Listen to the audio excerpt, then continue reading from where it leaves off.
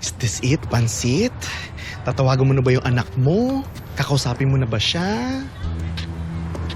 Hindi pa ako handa eh.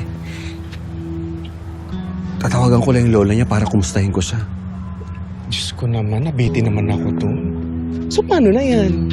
Hindi na malalaman ni Makmak na suportado mo siya sa pagbaboxing niya.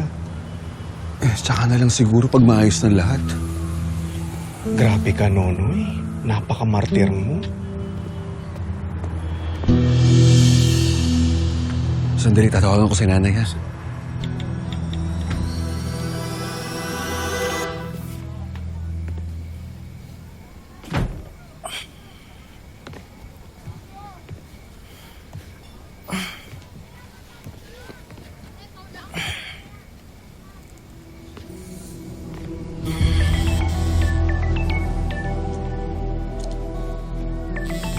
La!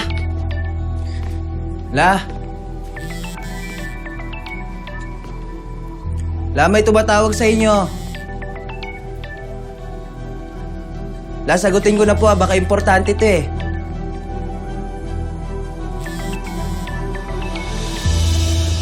Hello? Hello po, sino po to? Ha? Hello? Salita ka. Hello? Hello? Sino po to? Sige, kausapin ko.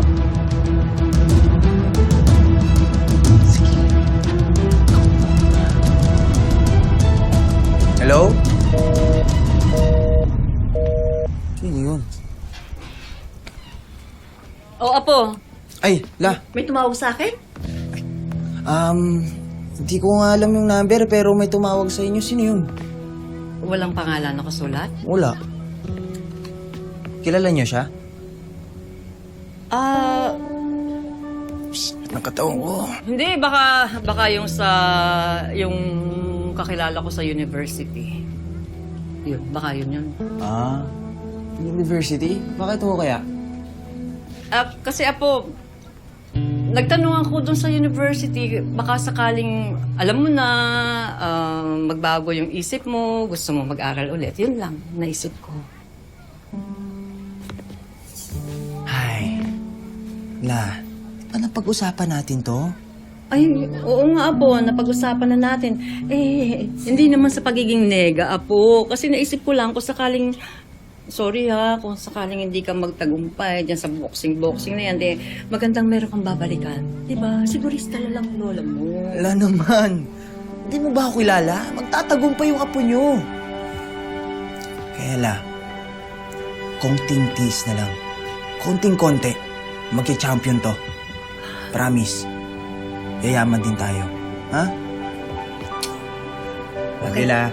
I love you too. Kumain ka na? Hindi pa, no? Hindi pa nga eh. Gutom ka? Oo. Oh, bihis ka muna, Apo, ha? Maghahanda ako ng pagkain. Sige lang. The best ka talaga. Avila! Sige po. Sakit.